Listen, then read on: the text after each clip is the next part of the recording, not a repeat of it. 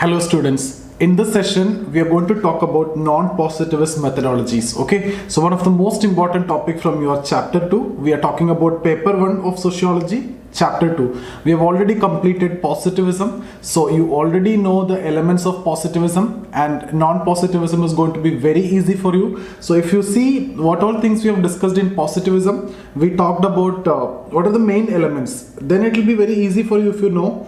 We talked about external realities. Okay, so we talked about studying external realities, that means empiricism, right? Positivism was stressing on empiricism. So here when it comes to non-positivism, it will be giving stress on internal aspects. So when we discussed about positivism, as I have told you already, positivism is ignoring certain aspects, right? So it is a partial understanding of reality. It's a fundamental misunderstanding of reality, because social world is composed of meanings, motives, emotions, etc. of the individual. Now if you are not taking those things into consideration, the understanding that you develop, the study that you conduct will be a partial understanding. So internal aspects is considered very important. So when it comes to non-positivist, they are focusing more on internal aspects. So here, internal aspects. So this is positivism. I'm making a comparison so that it will be very easy for you to understand, and then we will explain in detail. I'll give you that standard answer writing format. In that way only I'll give you the answer. Apart from that, I just want to tell you what is the fundamental difference between these two. Okay, so this is non-positivism. Since you know positivism clearly from the last lecture, if you have not attended that session, visit that session and attend that session, and then attend this session. Okay, so external realities, here it is internal realities. When we talk about internal realities, means it's emotions, motives, meanings, love, hatred, all these feelings will come. Okay, so when we talk about external realities, those things which are observable, right? That means the items which could be quantified, the items which could be seen. That's what we mean by empirical reality. Here internal aspects. So here you cannot quantify. Okay, so if it is positivism, you use quantitative methods. So you use quantitative method. In case of non-positivism, you favor qualitative method. Qualitative method. And which is that quantitative method which is used in theory building in science normally? That is inductive approach. So in positivism, you will follow inductive approach. And what is that qualitative method which will be more suitable in social sciences?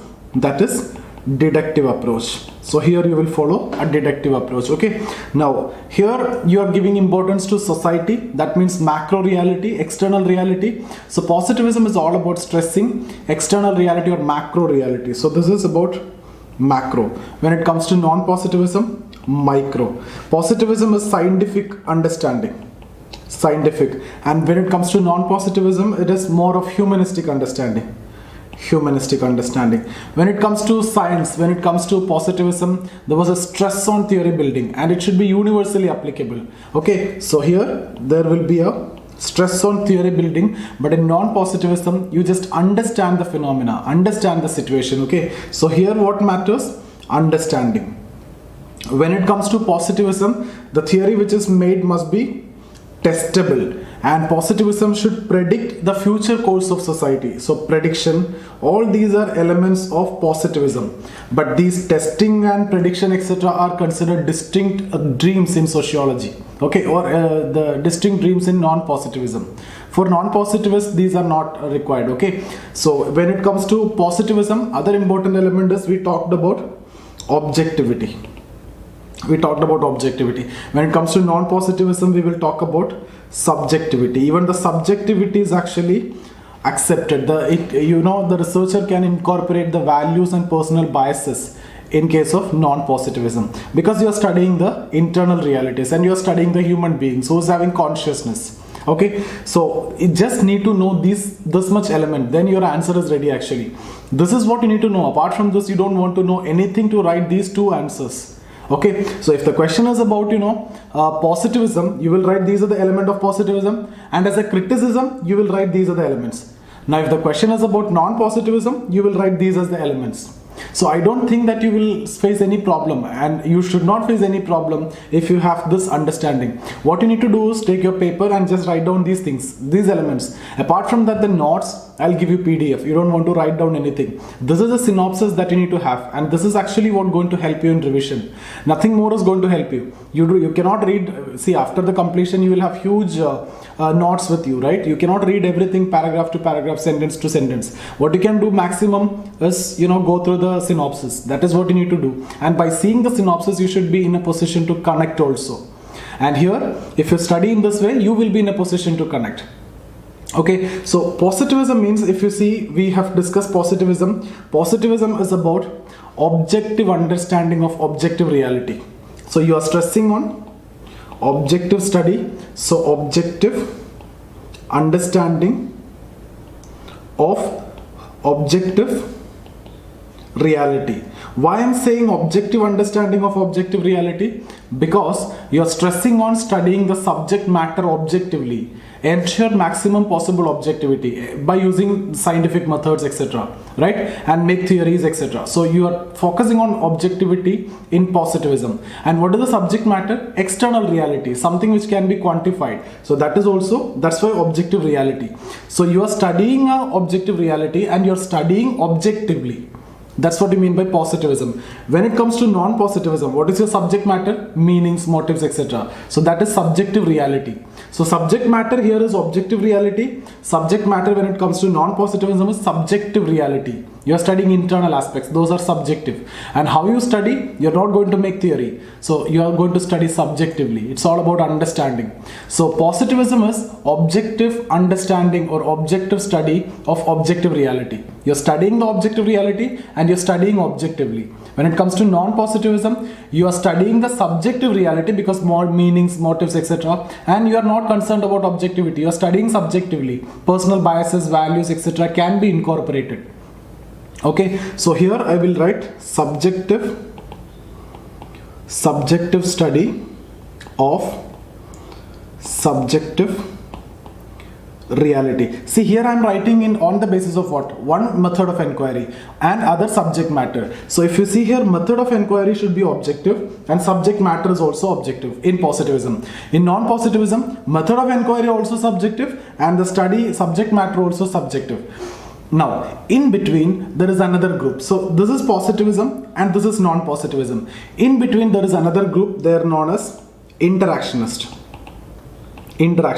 And here I will be discussing about Weber and Mead, G.H. Mead. Okay, they are known as interactionist because they have elements of both positivism and non-positivism. For example, if you see here from positivism, the change is Weber considered studying internal meanings as the subject matter of sociology. Okay, so there is a deviation from positivism. So deviation is there in the approach of Weber. What Weber saying? Subject matter changed. So Weber saying you study the internal aspects. That is similar to positivism. So for Weber, study what? Internal meanings. So Weber says study internal meanings. This is the subject matter. And Weber says when you're studying internal meanings, you try to establish the cause and effect relationship.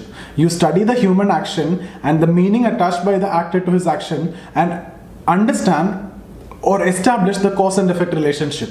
So when you are talking about cause and effect relationship, what does that mean? Study objectively. So Weber stressing on studying the subject matter objectively. So here Weber stressing on studying objectively by using scientific methods, and he proposed scientific methods also that we will discuss when we discuss about Weber. You don't worry about that. I'm just taking two methods here: ideal types, Verstehen, causal pluralism, causal probabilism. These are the methods which Weber suggested in sociology to ensure objective study. But what you are studying? Subjective reality. So can we say Weber's understanding is objective study of subjective reality? Yes. So Weber's understanding is basically objective study of subjective reality. Why? Because the reality is subjective, internal meanings. He deviated in terms of subject matter, but method of inquiry, objective. And because of this reason, he is considered to have bridged the gap between positivist and non-positivist. He stands in between. There is an element of positivism. What is that? Objectivity. There is an element of non-positivism. What is that? He was studying internal meanings, whereas positivism studied the external reality.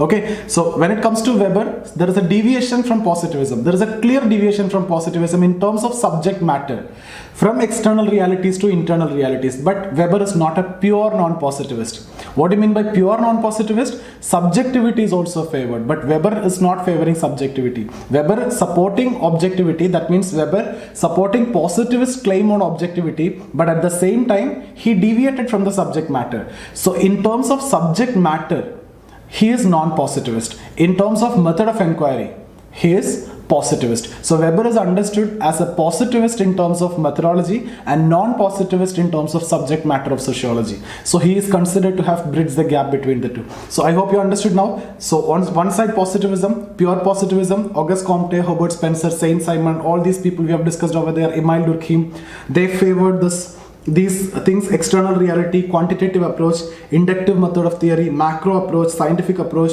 theory building, testing, prediction, objectivity, etc. And Weber deviated from there. Weber said you understand the internal realities. Because these Weber, Mead, etc., they were inspired by Hegel. There is something called as Hegelian speculative philosophy. What is the idea of Hegel? Hegel said it is the ideas which generated in the minds of the people is the reason for social change. Yes or no? Yes, because now the entire setup of classroom coaching and everything has changed. You are attending the classes. What does that mean? It is because of that ideas of someone, right? Some people have created this platform, so I am able to deliver the lecture through that platform. So that has actually changed the entire setup. You don't want to spend money for attending the classes. You don't want to spend for, traveling expenses. You don't want to spend for hostel, food expenses. So a lot of expenditures are actually saved. Otherwise, in my time and all, when I'm preparing in Delhi, food expenses, hostel expenses, and I won't get homely food, the travel expenses, all the times will go just like that. And ultimately, you will get very less time for your preparation. Okay, so but now the situation has changed. You're just sitting in home, in your home condition, you're getting food and everything, no travel expense, no hostel expense, no food expense, everything is convenient. You're just sitting and you're seeing the best teachers and you're getting the best quality content. And you can choose also in between teachers, right? But that is not the case before. So this is what I mean to say, ideas make social change. So ideas will bring social change, and ideas means what? It is generated in the minds of the individual. That means internal aspects. So don't you think the positivist claim on studying external aspect is not correct, or it's a partial understanding only, or it's a fundamental misunderstanding of society? Exactly. So you need to study internal aspects. And Weber and all is inspired by this Hegelian philosophy, and Weber studied internal aspects. According to Weber, you study the meanings attached by the actor to his action, but you have to arrive at an explanation of cause and effect.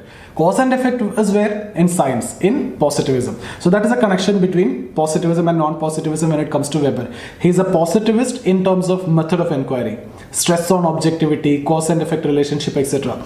But non-positivist on the basis of subject matter of sociology. What is the subject matter for Weber? Internal meanings. Study social action. I hope you understood this, okay? So Weber and Mead is considered to have bridged the gap between the two. There is an element of positivism in Weber. But then comes pure non-positivist. They are known as phenomenologist and ethnomethodology. Two pure non-positivist perspectives are phenomenology and ethnomethodology. Phenomenology introduced by Alfred Schutz, we'll discuss that. And ethnomethodology is by Harold Garfinkel.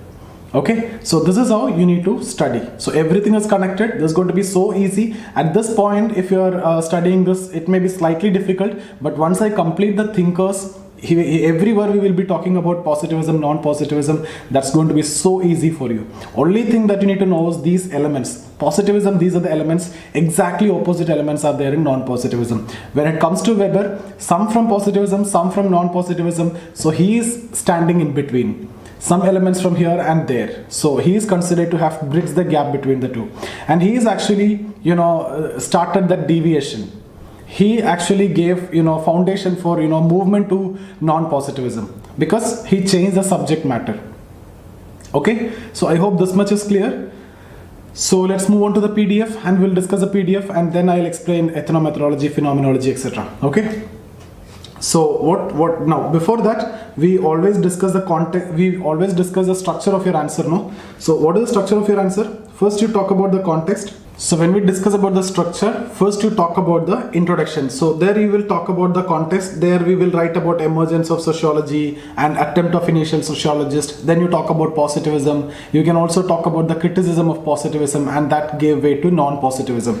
Then you basically talk about what is non-positivism, and before that you will talk about Weber, Mead, etc. The interactionist. Okay, there is another group, interactionists. They are the transition.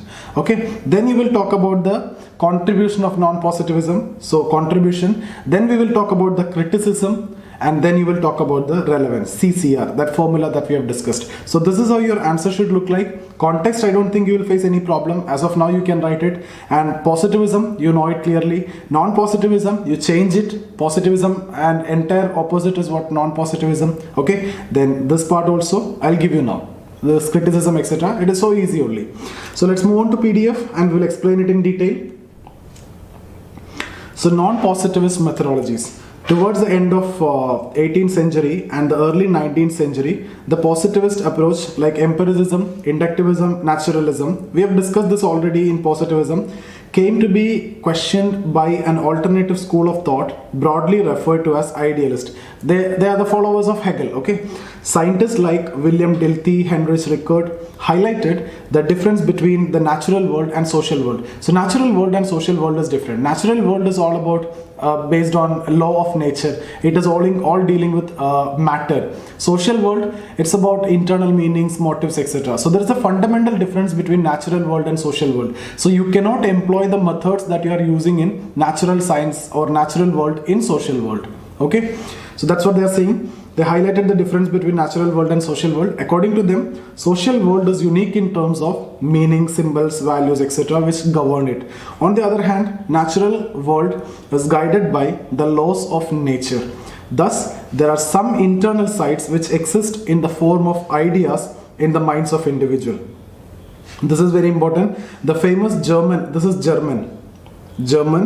idealist George Hegel opined that the social phenomena are the result of ideas generated in the minds of individual. I've told you already. So all the social phenomena, all the big social changes are all related to ideas which are developed in the minds of individual. Facebook, WhatsApp, Zoom, YouTube, Google, all these things, if you take all these, result into social change, and all these are the ideas which are developed by some individuals, right? So Hegelian speculative philosophy. This view was in direct contradiction with the prevailing positivist school. I hope you understood. Now, although in sociology, initial perspective used was positivism, but by the end of 19th century, an alternative school of thought inspired by idealists emerged, which later on came to be known as non-positivist school or even anti-positivist school. Okay, so this is what that particular sentence. This perspective posed its origin in the writings of Max Weber in Europe and to an extent G.H. Mead in America. We will be studying these two thinkers in detail later when we discuss about thinkers. Okay, Weber's ideas represent a transition from positivism to non-positivism. I have told you he is not a pure positivist, not a pure non-positivist, just transition. What changed? The subject matter changed from external reality to internal reality. But what remained the same? The method of inquiry remained the same. Objectivity. He is stressing on objectivity, cause and effect relationship. That is similar to science. So Weber's ideas represent the transition from positivism to non-positivism. It is said that by introducing a new dimension to subject matter, he brought non-positivism to sociology. Okay, he basically started this trend. According to him, the task of sociology is to study human action and meanings attached by the actor to the action. So how can you establish cause and effect relationship of an action? You go to the individual and you understand the meaning that that individual might have attached to the action. Then you can establish the cause and effect easily. So understand the meaning, that is important. But establish cause and effect, that is also required. Both are required. So objective study of subjective reality. What is positivism? Objective study of objective reality. What is pure non-positivism? Subjective study of subjective reality. Okay.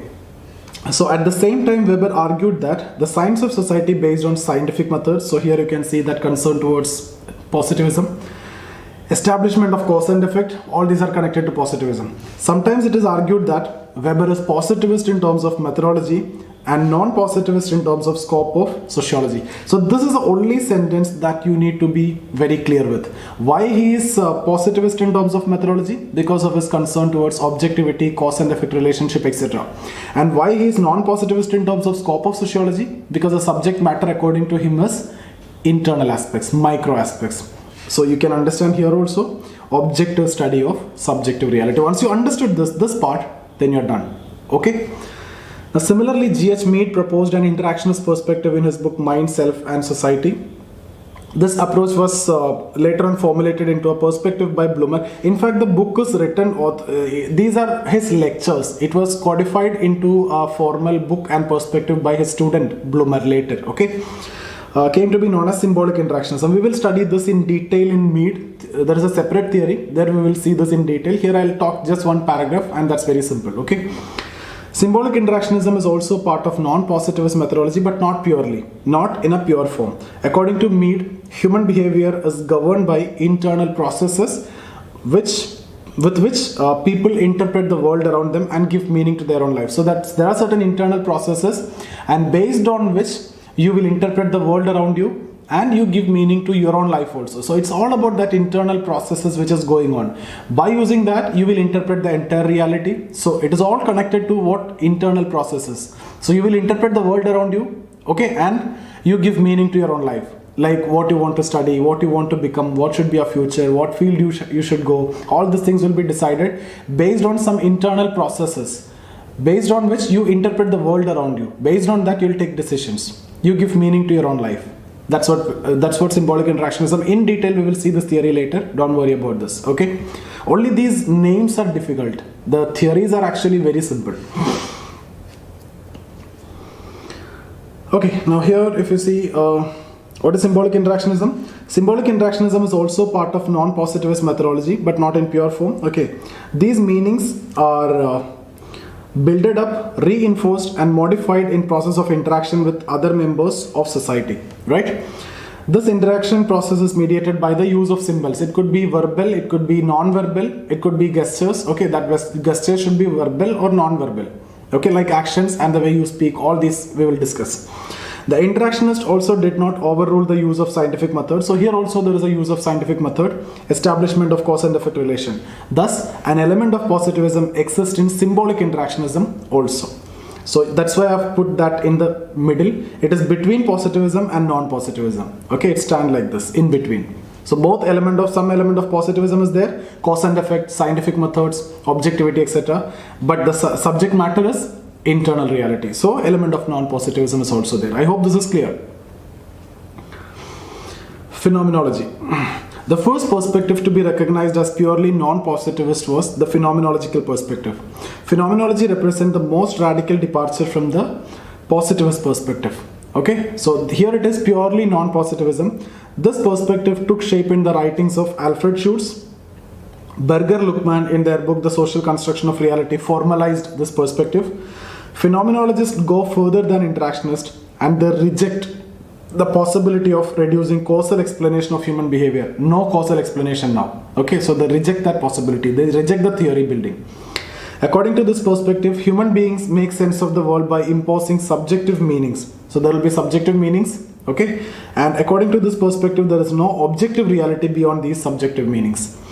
It emphasizes more on understanding rather than theory building, and the use of scientific method is also minimum. So it's all about understanding a phenomena, not interested in theory building, not interested in scientific method also. Okay, understand. Let's suppose an accident happened here. You as an investigator, you will only try to understand what is it. Okay, you try to understand, you try to comprehend it. There is no use of scientific methods, there is no theory building, etc. So whatever you understood, you will interpret that. That's it. But in case of induction, in case of inductivist method, or in case of positivism, you collect all the data of accidents, you quantify it in terms of numbers, and you will make comparative analysis. You make interpretations by saying that it is because of the turning point, or it may be because of alcoholism, or some bar is there, or you may tell that it is because of rash driving. All these different reasons you may say by seeing the data. Okay, but here that's not the case. What he felt, what he understood is what you're going to say. There is no objective reality beyond these subjective meanings, according to phenomenologists. Now, when it comes to ethnomethodology, Non-positivism is further enriched with the introduction of ethnomethodological approach. Here the emphasis is on understanding the reality in terms of methods, views used by the people in their daily life. So here you use method of accounts. Method of accounts. Method of account means the story that the common man tell to understand a particular situation. So that method is actually used here. For example, like that accident happened here. Okay, the accident happened here and there are people here. People have seen this accident. People had different viewpoints about this accident. And you as an investigator, what you will do? You will ask to this person, you will ask to this person, you will ask to this person, you will ask to this person, and you will ask to a few people. So they will tell you different stories. Okay, this is what you mean by method of account. These are the method of account means the stories that people used to make to understand a particular situation, or the stories that people tell to understand the situation. So you collect all those versions from all those individuals, and an ethnomethodologist, that is this investigator, finally take up the relevant material from that. Obviously, there will be subjectivity, there will be bias, no doubt in that. And this method is not questioning about objectivity. Okay, so it is up to the investigator which information from which person, which story should I take. That's what we mean by method of account. That's what is done in ethnomethodology. So what is the difference between phenomenology and ethnomethodology? In phenomenology, you are directly making their understanding. In ethnomethodology, a detailed account is taken up from the different individuals, and then the phenomenologist will take the relevant information from that. I hope it is clear. Okay. So this approach has been developed by Harold Garfinkel in his book Studies in Ethnomethodology. This approach uses the method of accounts, as I've told you, that is the stories that people tell for the purpose of understanding a situation. It is a socio-psychological approach taking into consideration the individual accounts. Okay, and then what you will do? Difference between phenomenology and ethnomethodology is in the source of meaning, which people generate in their mind. In case of phenomenology, meanings are generated with respect to a particular phenomena, whereas in case of ethnomethodology, detailed individual accounts are taken from individuals with reference to that situation. And then ethnomethodologist then takes out relevant material from the detailed individual account. So there can be a bias, personal bias will be there. Now what are the elements of non-positivist research? We have discussed it already. It is qualitative data, qualitative method, deduction is used, no theory, no testing, no prediction, internal realities. So if you write this, then your answer is ready. This is very simple, okay? So non-positivist emphasis on understanding social phenomena in terms of their internal sides. So this is the first point, most important point, represented by meaning, sentiments, emotions, etc. That is phenomenology and ethnomethodology. Example, according to this approach, you don't use scientific methods. Scientific methods similar to natural science cannot be used in sociology. Okay, in general, non-positivists favor generation of qualitative data and use of qualitative methods like deduction, comparative analysis, etc. Comparative analysis, etc. we will discuss in detail when we discuss about Durkheim later. Weber's method of Verstehen, this also we will discuss later, was a qualitative method devised for study of social action. Non-positivists reject the possibility of formulation of general theories. Yes.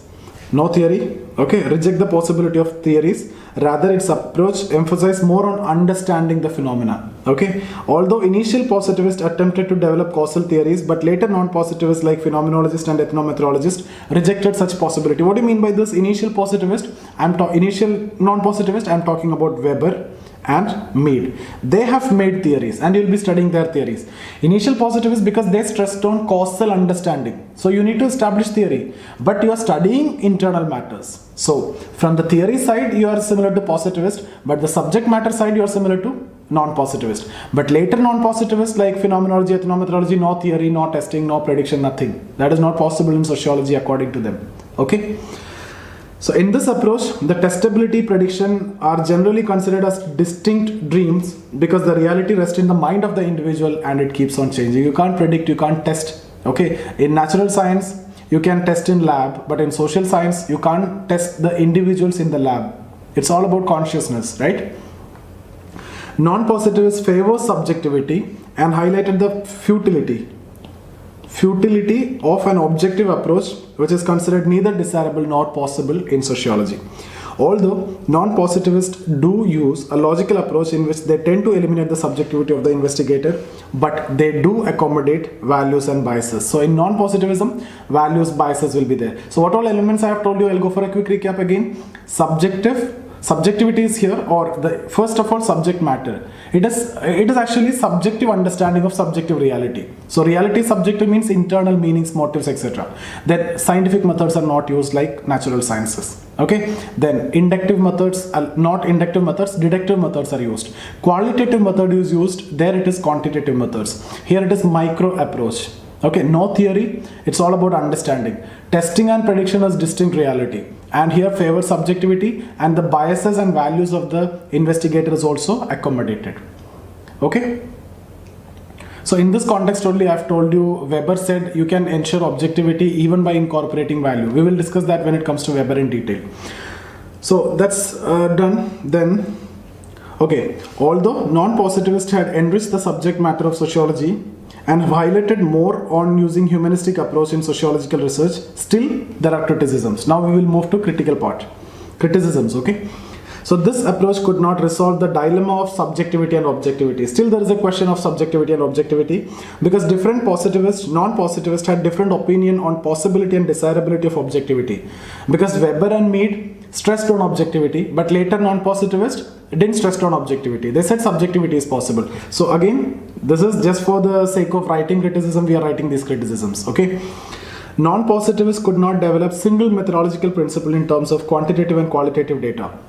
Some phenomenologists even use quantitative data, even though you are claiming that you use qualitative data, but some phenomenologists use quantitative data for supporting their qualitative research. The research done is qualitative, but you use quantitative data to support that. For example, Cisorel, an ardent critique of quantitative approach, he used, various data or numbers in his theory of juvenile justice. Okay, so he used statistical data in his study of juvenile justice.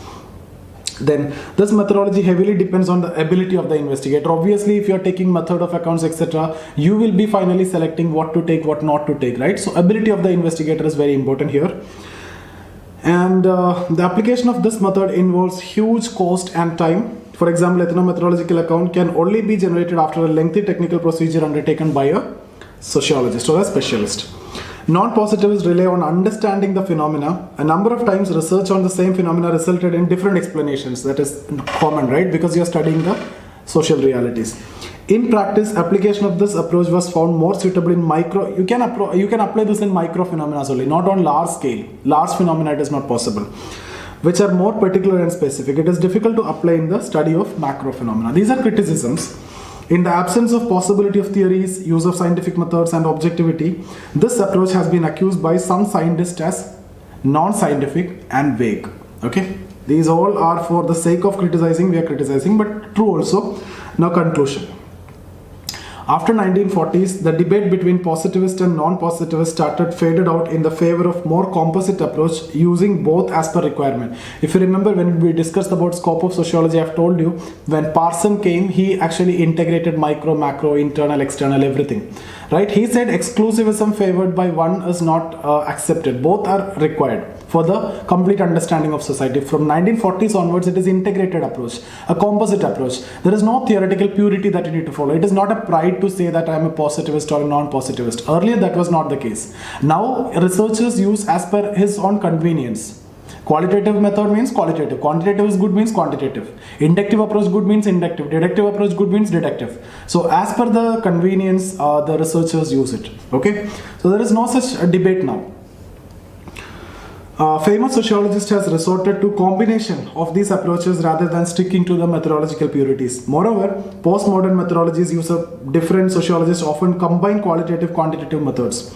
Some postmodernists such as David Harvey attempted to use methodologies according to the purpose of research. Depends on the research, you use the methods. Okay, so I hope you understood what all things that we have discussed. Non-positivism, very simple topic. You will definitely get a question. If you have any doubt related to this, you can get in touch with me here. That's my Instagram ID. You join the Telegram channel, you'll get all my videos over there. Apart from that, if you need to talk to me, if you need any guidance related to civil services, optional or GS or essay, anything, if you want to show me your answers, if you want to write answers to me, and if you want that me to get evaluated, or if you need to write test series with me in sociology or any other subjects, you can talk to me, or you can WhatsApp me or Telegram me. This is my number, 9790-892-697 or 98955-77775. Okay, or my Facebook ID is this, Zia Safir or Zia IAS. So any of this you can actually get in touch with me.